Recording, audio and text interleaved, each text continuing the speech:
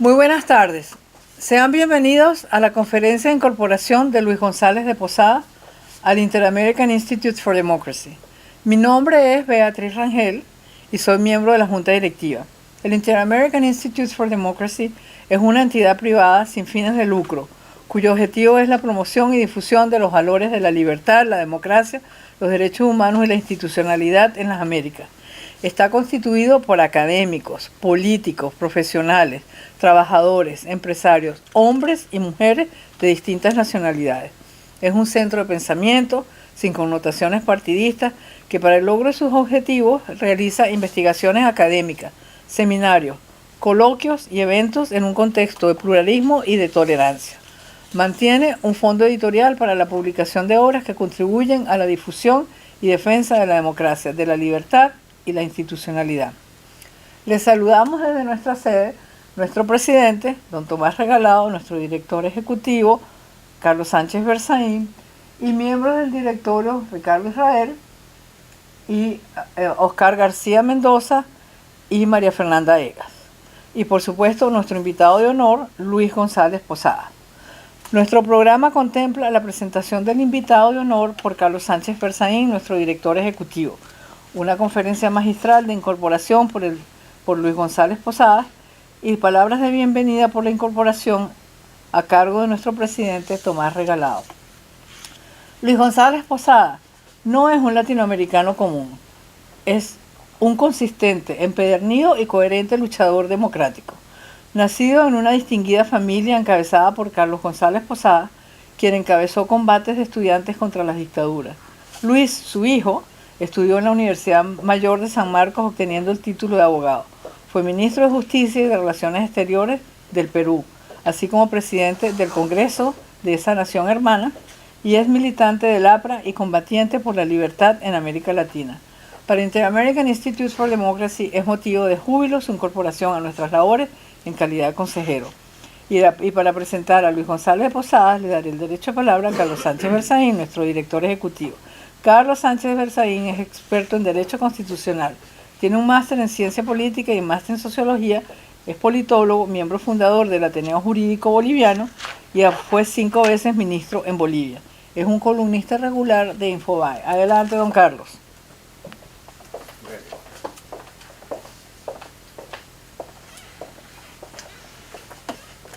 Un afectuoso saludo a nuestro presidente Tomás Regalado, a los miembros de nuestro consejo y directorio aquí presentes y una especial bienvenida a nuestro nuevo miembro, don Luis González Posada. El Inter-American Institute for Democracy es un think tank, un tanque de pensamiento, un centro de discusión, un centro en el cual ciudadanos de las Américas, hombres y mujeres, nos reunimos voluntariamente para pensar en cuál es la mejor manera de expandir, de fomentar y de defender 4 valores fundamentales, que son la libertad, la democracia, los derechos humanos y la institucionalidad. Por eso el Inter-American Institute for Democracy es una entidad pluralista. Aquí coincidimos hombres y mujeres de toda la región, independientemente de las creencias políticas, de las ideologías, de los partidos, de los oficios, de las fortunas y de las posiciones que tengamos. Estamos unidos por nuestro ánimo y nuestro interés en base a esos principios y valores, y por eso proclamamos que el Inter-American Institute for Democracy es una institución pluralista, es una institución no proselitista y es una institución básicamente asentada en la defensa de principios y valores. Eso nos da grandes ventajas. Nos da la ventaja de tener dentro del instituto gente que puede ser vista desde afuera bajo ese paradigma ya superado de las derechas y de las izquierdas. Sí. En el Inter-American Institute, bajo la mirada del siglo XX, hay izquierdistas y hay derechistas, pero en el siglo XXI, aunque eso vale poco, son pensadores, son gente en libertad.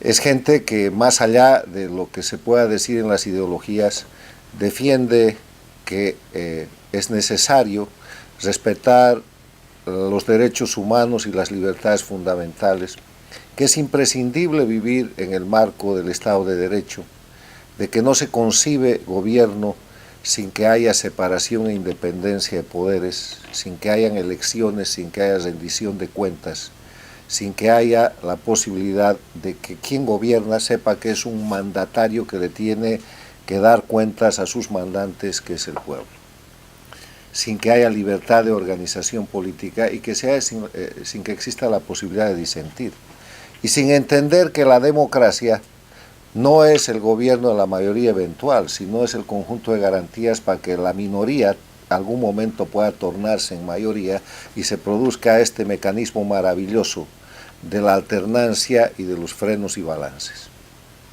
En ese contexto, el Inter-American Institute for Democracy está integrado por políticos, por académicos, por profesionales, por trabajadores, por empresarios, por hombres y mujeres de diferentes nacionalidades, sin connotaciones político-partidistas, que les regalan su tiempo a pensar, a trabajar y a sostener los valores que acabo de proclamar. Luis González Posada es un antiguo amigo nuestro que ha venido colaborando desde el Perú en foros, en actuaciones, y que ha venido participando en los esfuerzos del Instituto para sostener, para defender la libertad y la democracia en el Perú.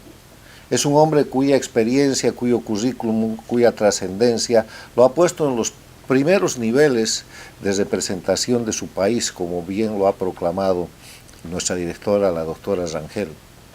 Y es una persona que a partir de esa experiencia como político, como internacionalista, como escritor, como generador de pensamiento, va a pasar a partir de hoy día a enriquecer esta fuerza que tiene el Inter-American Institute for Democracy, que no es otra cosa que la multiplicación de las capacidades, de los prestigios y de los esfuerzos de cada uno de sus miembros.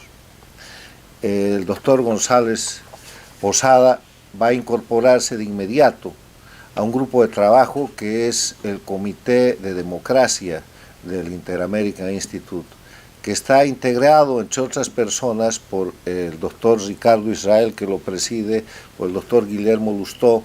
El doctor Israel es chileno, Lustó es argentino, ahora viene un peruano de nota, que van a llevar adelante el proyecto de concretar esa decisión que se tomó en el Foro de Defensa de la Democracia en las Américas, que aconteció el pasado 5 de mayo aquí en Coral Gables, y que dice que es necesario que la Organización de Estados Americanos implemente en el más corto plazo posible un mecanismo para que cada año, en aplicación de la Carta Democrática Interamericana y de los 5 elementos esenciales proclamados en su artículo 3, las Américas vean un informe país por país para saber cómo está la democracia de cada país. Que no sea necesario llegar a situaciones de crisis para que el secretario general haga un informe sobre Venezuela diciendo que ya es una dictadura, o un informe sobre Nicaragua que está en esa situación, o señalando la crisis que vive Bolivia, que ha dejado de ser una democracia hace rato.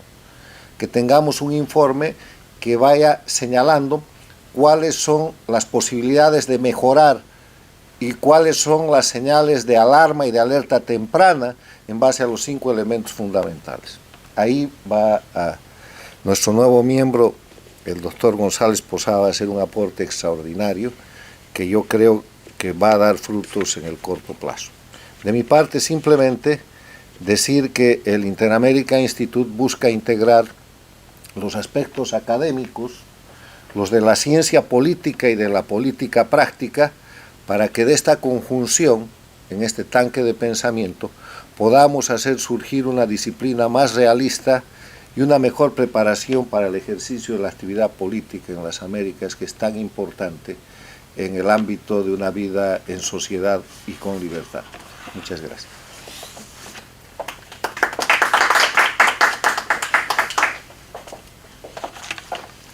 Muchas gracias, Carlos.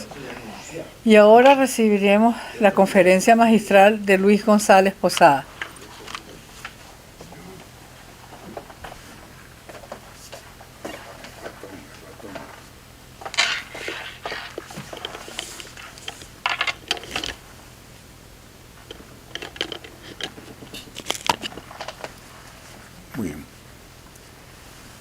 Señor presidente, señores y señoras miembros del directorio del Instituto, para mí constituye un honor formar parte, integrar una institución que es un foro de análisis y debate sobre temas vinculados a la democracia y a la libertad en nuestro hemisferio.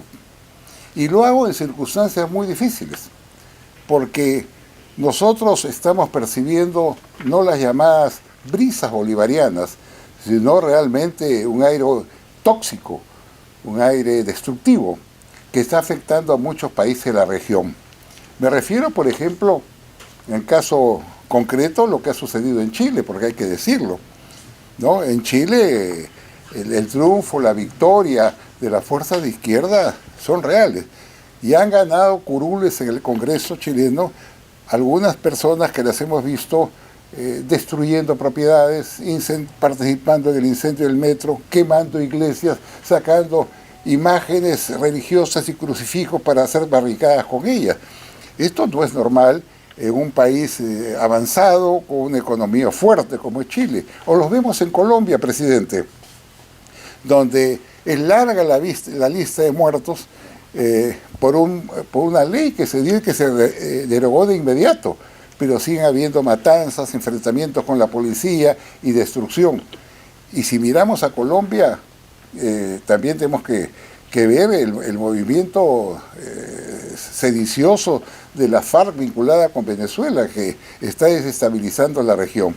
De Bolivia ya conocemos, retornó quien fue desalojado después de haber hecho un fraude electoral registrado, no solamente por la Comisión de Especialistas de la OEA, sino de la Comunidad Europea.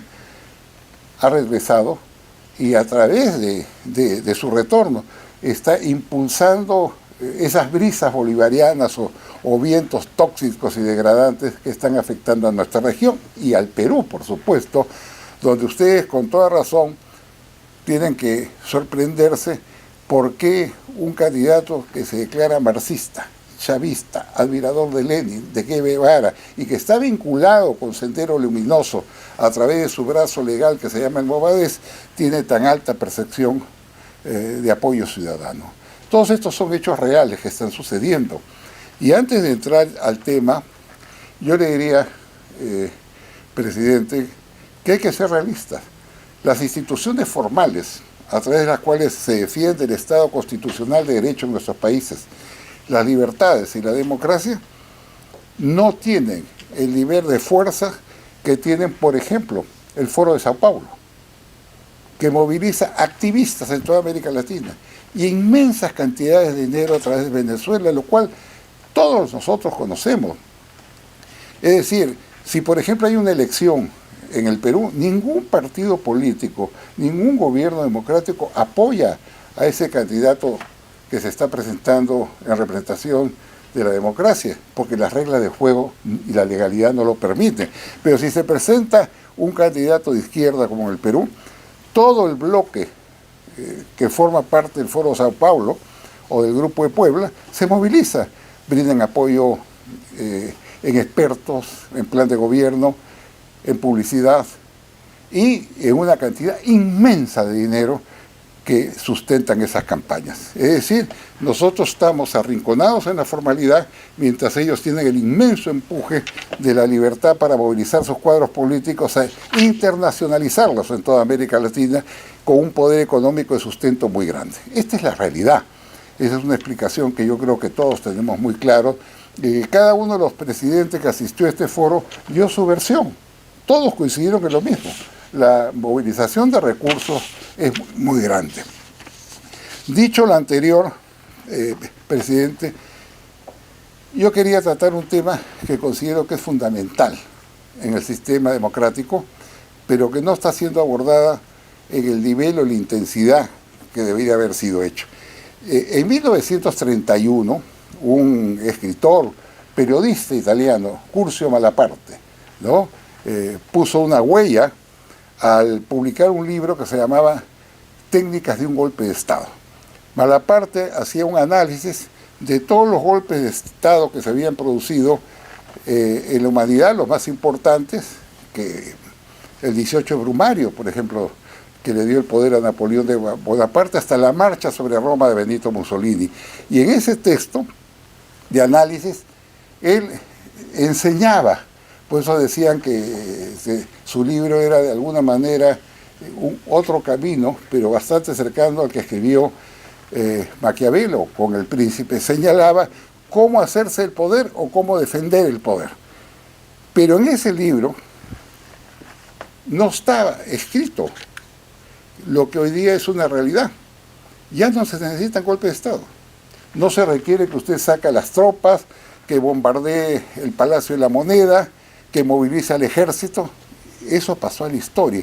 Ahora hay una forma más fina, más depurada, más elegante y hasta legal de asumir el poder. La reelección.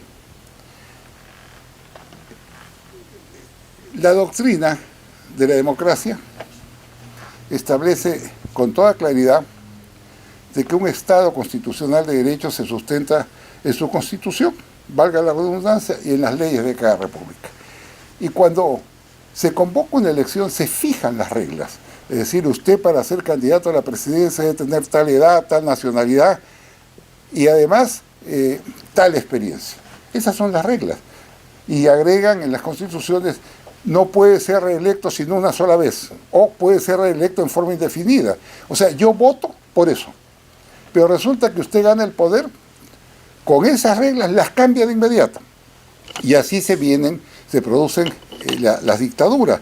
Yo recuerdo, por ejemplo, Venezuela. Venezuela llegó al poder Chávez en 1999, comenzó a gobernar del año 2000, su periodo terminaba en el 2005. O sea, ahí terminaba Chávez. Convocó una asamblea constituyente, posteriormente un referéndum, modificaron la constitución y se quedó en el poder hasta el año que murió, que fue el 2013. Y en 2013 lo sustituyó el actual mandatario, que va a gobernar hasta el 2025, es decir, 5 años lo convirtieron en 25 años, cambiando la constitución y las leyes. Es una forma de golpe de Estado y nadie dice nada. Lo mismo, presidente, ha pasado en Bolivia, con Evo Morales, que hizo sucesivas modificaciones a la Constitución para ser reelecto. Y la última ya fue un escándalo. Quiso ser reelecto, o presentarse, mejor dicho, una reelección, pidió un cambio constitucional a través de un referéndum, se realizó el referéndum, perdió el referéndum, ¿y qué hizo? Inmediatamente volteó los ojos a una sala constitucional de la Corte, que lo maneja él, por supuesto, una sala constitucional de la Corte, que le dio la razón porque dijo esa sala constitucional que se violaran sus derechos humanos, y en consecuencia sí podía postular. Entonces fue arrasada indignamente la Constitución y postuló con los resultados que todos nosotros conocemos. Carlos Sánchez, en un reciente artículo, sintetiza admirablemente la siguiente frase, que expresa que cuando una persona de este nivel llega al poder, asume el control de las demás instituciones que deben ser separadas unas de la otra. ¿No? Es la vieja teoría de la separación de los poderes del Estado. Decía Montesquieu en El espíritu de las leyes, ¿no?, que el sistema se sustenta en la separación de los poderes legislativo, ejecutivo y judicial, que son los contrapesos que se controlan, porque el poder controla al poder, decía. Pero acá, volviendo al caso venezolano, al caso nicaragüense, al caso boliviano, no solamente cuando asumen el poder controlan rígidamente todos los demás poderes, que se convierten en lacayos de ellos, sino que a través de esos poderes manipulan un país. Carlos Sánchez decía, y tomé registro de una frase inteligente que dice, este sistema permite, dice, que los jueces, lo cito, que tienen la misión de garantizar la libertad y los derechos de los ciudadanos son utilizados por los regímenes de Venezuela, Nicaragua y Bolivia para violar los derechos humanos, para perseguir, encarcelar, confiscar, atemorizar a los ciudadanos y garantizar la impunidad de quienes cometen ese delito. Es exacto lo que pasa. Se retrata de Venezuela. Usted hace todo eso y tiene goza de impunidad y de protección, y los jueces son los que lo amparan. Por eso es lo que digo, que el efecto de la reelección ha sido devastador, porque ha permitido perpetuarse en el poder a mucha gente que no ha debido estar en el poder. Y perpetuarse en el poder significa socavar las instituciones que forman parte del sistema democrático, atropellarlas, coparlas, para a partir de ahí resultar electo el tiempo que quiera, implantar una brutal dictadura como sucede en Venezuela. Señalaba lo anterior, recordando como siempre a Montesquieu, jurista notable que ha tenido una influencia determinante en el pensamiento democrático de todos nuestros países, y acá en los Estados Unidos fue, digamos, un nutriente de las leyes y del pensamiento de los padres de la patria de los Estados Unidos. Montesquieu decía que quien tiene poder se inclina para abusar del mismo. Por eso era indispensable la separación de los poderes, porque decía, el poder detiene al poder. Bueno, esto voló. Este principio fundamental no existe con las reelecciones. Fue dinamitado. Y nosotros nos preguntamos con todo derecho, todos nos quedamos callados. Nadie dijo nada. O sea, usted puede llegar a un puesto político para constitucionalmente ejercer los 5 años. Ese es su compromiso y por eso vota la gente. Pero lo altera, pues. Y no se queda 5 años, se queda 20. Y todos los países lo reconocen, van al cambio de mando, van al besamano, lo legitiman, que eso es lo grave que está sucediendo, ¿no? Y bueno, lo demás ya lo he dicho, qué significa legitimar. Pero quería decirles también algo más.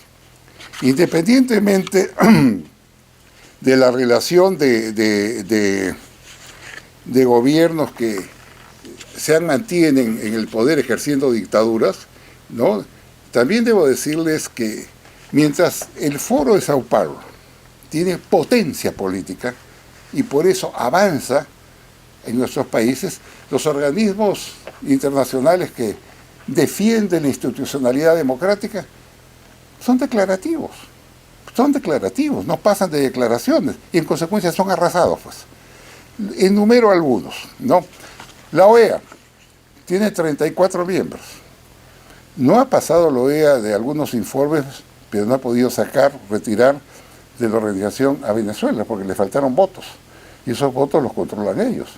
O sea, todo quedó, como decimos, en papelería. Tiene la Comunidad de Estados Latinoamericanos y Caribeños, 32 miembros, que son los mismos de la OEA, mientras Estados Unidos y Canadá, organizados por Fidel Castro y por Hugo Chávez. Es un organismo de papel, pero existe. Y ellos juegan con estos organismos para darse, digamos, fuerza internacional.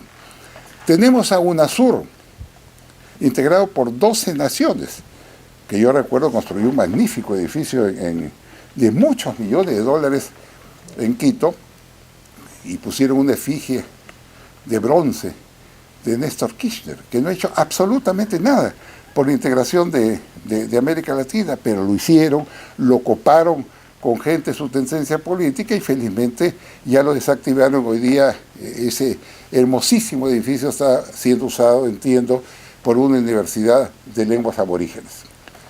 Después tenemos nosotros la Organización de Estados Iberoamericanos, es otro organismo, digamos, estimulado por el gobierno de España, que solamente ha servido para que se laven las caras quienes no se deben lavar la cara. Yo quiero decir, ¿qué influencia ha tenido en nosotros ese organismo? Nada. Solamente alimentar una gran burocracia diplomática que se moviliza detrás de estos eventos. Y si tenemos además instituciones poco operativas o no operativas, porque hay que decirlo, Naciones Unidas. Yo quiero que reflexionemos sobre dos temas que en mi experiencia internacional me parecen extremadamente graves. Después de una fuerte presión, la alta comisionada de las Naciones Unidas fue con un equipo a Venezuela, la señora Bachelet, que es presidenta de Chile, y produjo un informe devastador, donde señalaba que se habían encontrado 7.000 muertos, centenares desaparecidos, centenares de torturados, gente perseguida y una miseria absoluta en un país donde la gente no tiene que comer. Entonces emitió ese informe catastrófico el alta comisionada de las Naciones Unidas, y yo recuerdo dos hechos. El resultado de ese informe fue que en las Naciones Unidas se votó qué país debería tener un asiento en el Consejo de Derechos Humanos, es decir, en el más alta instancia. ¿Y saben quién fue elegido? Venezuela. Entonces yo me pregunto, pero si las propias Naciones Unidas han condenado por violación a los derechos humanos y por genocidio al gobierno de Maduro, ¿cómo las Naciones Unidas mismas le entrega a ellos el mando para que formen parte de un consejo? Ese no solamente es una absurdo, es una falta de respeto, una falsedad. Y hablando de falsedades, otro hecho que me impactó muchísimo fue que ante la gran crisis alimenticia venezolana, hubo una movilización internacional. Se reunieron mucha gente, organizaciones caritativas, la Iglesia Católica, Caritas, Mundo Libre, todos se movilizaron en todos los países para llevar alimentos y medicinas a la población más necesitada, más pobre. Fueron los camiones y Maduro les negó el acceso. Yo tengo en la mente todavía viendo la entrada a Venezuela, que habían puesto barricadas para que no entren comida, para que no entre medicina. ¿Y sabe qué pasó? Pasó que un país dijo, muy bien, esto es tan grave que hay que llevarlo al Consejo de Seguridad de las Naciones Unidas. ¿Y sabe qué pasó en el Consejo de Seguridad de las Naciones Unidas? Dos potencias vetaron una resolución para exhortar al gobierno venezolano que deje ingresar alimentos y medicina. Esas potencias tienen nombre: Rusia y China. Y no lo decimos. Rusia y China. China, que tiene enormes inversiones en América Latina, inversiones mineras, gasíferas, petroleras, bancos. Y Rusia, que es un gran proveedor de armamento en toda la región. Entonces, estos dos países son los que vetaron una resolución humanitaria. Y yo me pregunto, ¿por qué, aunque sea la OEA, no dijo nada? ¿Por qué la OEA no emitió un pronunciamiento de protesta? Porque dos potencias mundiales interfieren en asuntos de competencia interna del hemisferio y se degradan diplomáticamente, vetando una resolución absolutamente indispensable para marcar un rumbo humanitario en un país devastado, que hoy día tiene, señor presidente, 7 millones de personas. El éxodo en mi país, en el Perú, tenemos 1.240.000. ¿Por qué no lo hicieron? No sé. Yo muchas veces he hablado en reuniones internacionales con cancilleres, con especialistas, y yo digo, ¿por qué los países nuestros, un grupo de cancilleres, no se entrevistan con la Cancillería rusa, con la Cancillería china, y le hacen la pregunta finamente, como es el lenguaje diplomático, no abrupto como es a veces nuestro lenguaje? ¿Cómo es posible que ustedes apoyen un gobierno criminal, corrompido, que ha conducido a su país a la miseria, a la desolación, a la pobreza? No lo hacen. O sea, China y Rusia pueden hacer esas cosas terribles que nos afectan a todos nosotros, pero se callan. Que callan, nadie le dice nada. Y yo quiero recordar, además, que hablo de Rusia, que ha tenido 3 intervenciones gravitantes en América Latina. En el año 1962, que casi nos lleva a un holocausto. La muerte iba a ser acá, en todos nuestros países, cuando desplazaron plataformas de cohetes intercontinentales para atacar a Estados Unidos. Ustedes recuerdan la crisis de los cohetes, que finalmente fue desactivada por gestiones diplomáticas. Pero si se activaba, moríamos no solamente los miembros, los americanos, miembros parte de Estados Unidos, sino parte de América Latina. Fue la primera. La segunda gran intervención rusa fue apoyar la guerra de guerrillas desplegada por Cuba. Yo estoy diciendo algo que todos conocen. Las guerras de guerrilla mataron mucha gente y se estabilizaron muchos países, entre ellos el Perú, con financiamiento ruso. Eso lo conocemos, fue la segunda gran ingreso en el hemisferio. Y el tercero se da hoy día con Maduro, apoyando una dictadura brutal y genocida. Yo no tengo aversión al pueblo ruso, le tengo admiración, pero yo sí tengo aversión a estos hechos deplorables que están afectando al continente, porque, presidente, créame, si Venezuela no tuviera el soporte de dos potencias como Rusia y como China, no se atrevería a hacer muchas cosas. Rusia y China además, Rusia que ha movilizado aviones de combate y los ha exhibido en Venezuela. Es una amenaza a todos nuestros países. Entonces estamos hablando de estas realidades para tratar de explicarnos qué está pasando en un continente duramente zamaqueado por una crisis que nos está impactando a todos nosotros. Y en ese contexto, y en esta parte quiero terminar, decirle que así como la ONU es un organismo contradictorio, declarativo, que puede ver que lo bombardean a usted y no le dice nada, también hay otros organismos ectoplasmáticos, burocráticos, indolentes, como es la Corte Penal Internacional, señor. La Corte Penal Internacional, que nos ha costado hasta ahora 1.600 millones de dólares desde que comenzó su funcionamiento, ha recibido desde hace 10, 12 años centenares de documentos, inclusive denuncia firmada por quienes habían sido torturados de puño y letra y con su huella digital. ¿Y sabe qué ha hecho? Los ha engavetado, no los tramita, no los impulsa. Entonces, ante esa inercia, un grupo de países latinoamericanos, entre ellos el Perú, se convirtieron en parte a exigirles. La Corte Penal Internacional no le interesa, no ha movido un dedo. Mientras siguen matando en Venezuela, entonces yo tengo todo el derecho de preguntarme, y me pregunto, ¿y por qué le seguimos financiando? ¿Por qué no le cortamos las cuotas? Porque dejarlos es permitir que la indolencia tenga compensación económica y reconocimiento internacional. ¿Y por qué no acordarme, presidente, cuando la famosa fiscal que acaba de terminar su mandato recibió a algunos líderes venezolanos en la propia Corte Penal Internacional y le permitió el uso de la palabra? Entonces, todos estos hechos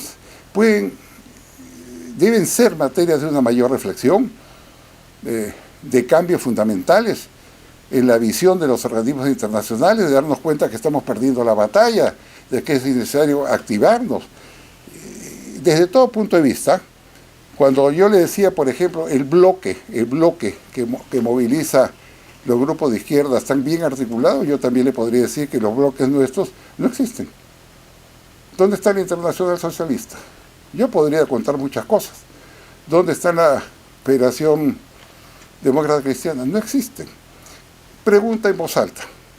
¿Dónde está el Parlamento andino? El Parlamento latinoamericano, el Parlamento indígena, el Parlamento amazónica, el Parlamento de Mercosur, el Parlamento de UNASUR? ¿Dónde están? ¿Dónde estuvieron cuando, por ejemplo, hace 2 o 3 años, un grupo de bandoleros ingresaron al Palacio Legislativo de Venezuela y sacaron a puntapiés y puñetazos a los legisladores? Los tiraron en el suelo. Mudos. Entonces, ¿para qué existen? Esa es mi pregunta directa. Los parlamentos a nivel internacional están constituidos para defender principios, no para ir a cócteles, no para asistir a cambios de mando. Yo tendría muchísimas experiencias que contar sobre ese tema. No lo hacen. Miran al costado, miran debajo de la mesa. Entonces yo me pregunto, ¿y por qué tenemos que mantener esos parlamentos? Con sus corifeos, sus secretarias, ayudantes, asistentes, cócteles. Pero ellos sí son muy puntuales. Por ejemplo, cuando usted dice aniversario de la batalla Libertador, todos van ahí, están en el cóctel, brindan por el Libertador, por la independencia. Pero cuando las papas queman, arrugan, no se meten. Entonces, si vamos a enfrentar, como debemos enfrentar con firmeza a toda esta gente, yo creo que hay que hacerlo.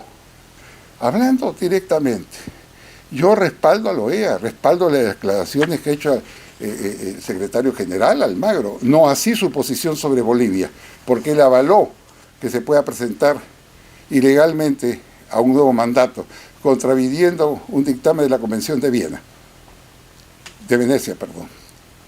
Y ahí está el resultado. Ahí está Evo Morales, protegido por Argentina, protegido por México, instigando, intrigando.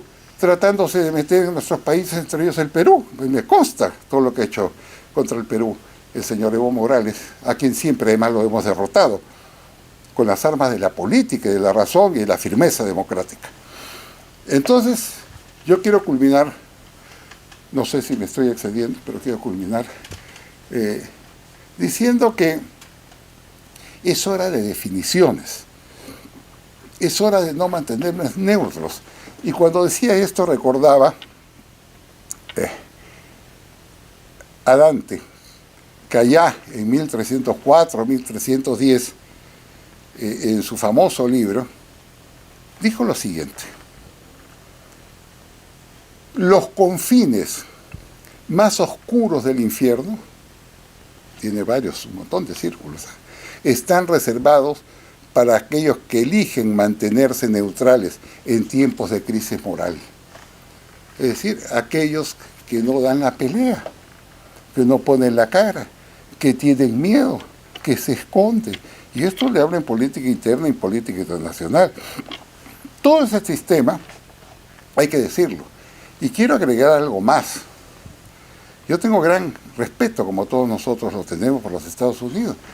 Pero también quiero señalarle que en Estados Unidos el último esfuerzo de apoyo a América Latina fue en 1962-63 con el presidente Kennedy y la Alianza para el Progreso, donde dispuso de un fondo enorme en ese momento de $10.000 millones a través del BID para financiar programas de agua, de vivienda, de avance democrático.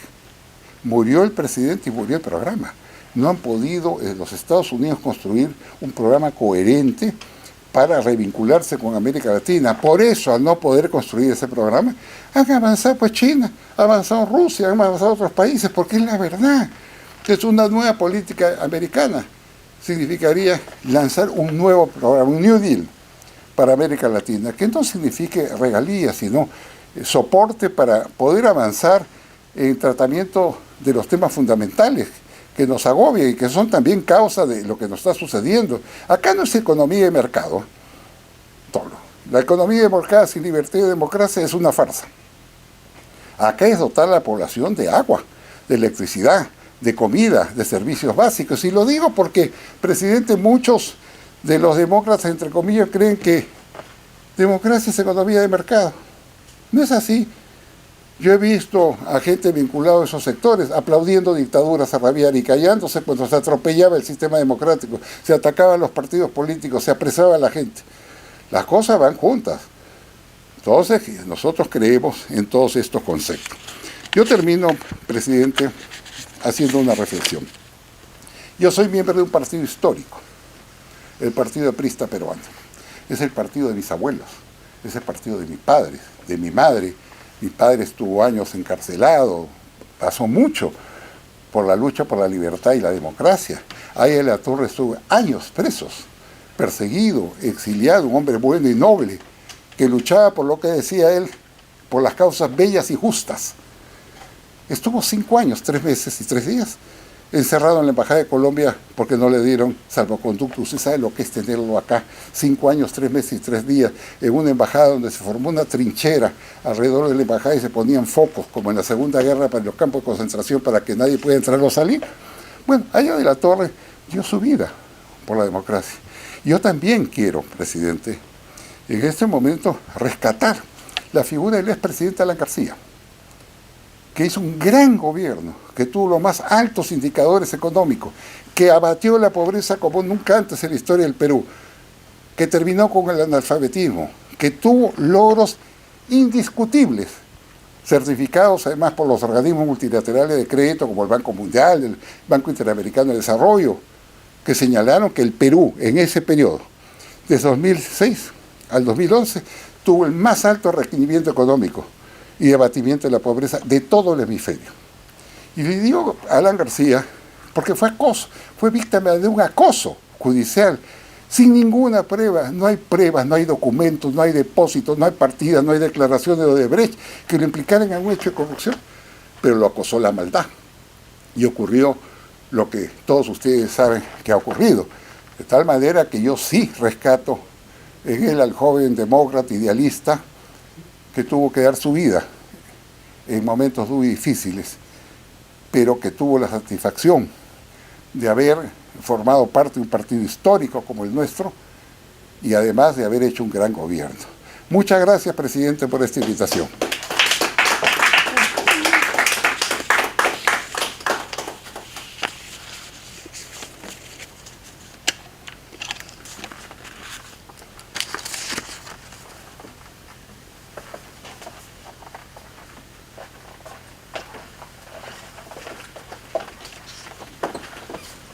Muchas gracias, don Luis, por esas extraordinarias reflexiones que serán recogidas por el Inter-American Institute for Democracy en un Democracy Paper. Y ahora corresponde escuchar unas reflexiones de bienvenida al Inter-American Institute for Democracy de nuestro presidente Tomás Regalado. Tomás Regalado es un periodista de estupenda pluma, uno de las figuras del periodismo más respetadas en los Estados Unidos. Fue corresponsal de guerra y en la Casa Blanca durante la presidencia de Ronald Reagan. Fue alcalde de Miami por 2 periodos consecutivos y director de Radio TV Martín. Bienvenido, presidente.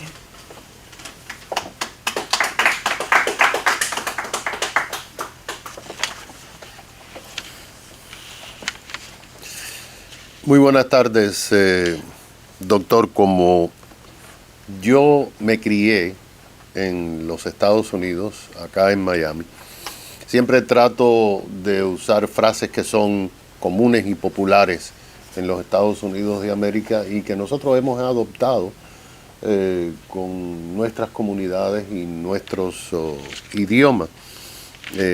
Yo nací en Cuba, pero me pasó lo que le pasó a los líderes de su partido y a su padre. Mi padre quedó en cárcel en Cuba durante más de 22 años.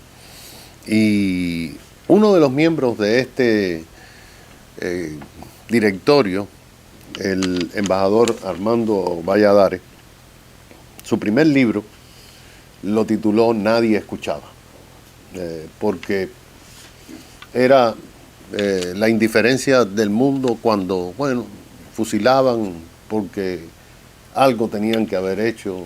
Le quitaron los negocios porque a lo mejor maltrataban a los distintos empleados. Los pusieron en la cárcel porque quizás se les fue la mano a los periodistas, como le pasó a mi padre. Pero por eso quería usar una frase que se usa mucho en los Estados Unidos, que you are in the right place at the right moment. Usted está en el lugar adecuado, en el momento adecuado. Porque como usted ha escuchado y como usted conoce, lo bueno que tiene este instituto es que todo el mundo es políticamente incorrecto. Y que al ser políticamente incorrecto, pues nos da la posibilidad de decir cosas que resuenen. Y lo que dijo usted en el foro y lo que ha dicho aquí, lo que están siguiendo en las redes, yo sé que lo van a apreciar, porque nuestra única arma es la palabra, y la palabra acompañada de la verdad. Yo realmente me siento muy orgulloso porque todos los miembros de este instituto tienen una enorme historia en sus países. Y da la casualidad que Carlos tuvo esta idea. Podía haberlo hecho en Washington, podía haberlo creado en Nueva York, pero lo creó aquí en la ciudad de Miami, que le llaman la Puerta de las Américas, el puente hacia la América Latina, pero que la describen todos y cada uno de los que han vivido aquí en esta ciudad durante muchos años como la capital del exilio. Primero fue la capital del exilio cubano, después del exilio colombiano, nicaragüense, hondureño, haitiano. Por eso tenemos barrios que se han autodesignado la pequeña Habana, la pequeña Haití, la pequeña Honduras, la pequeña Tegucigalpa, la pequeña Managua. Así que, doctor, muchísimas gracias. Siga, por favor, hablando alto y hablando duro, que hay gente que está escuchando. Muchas gracias.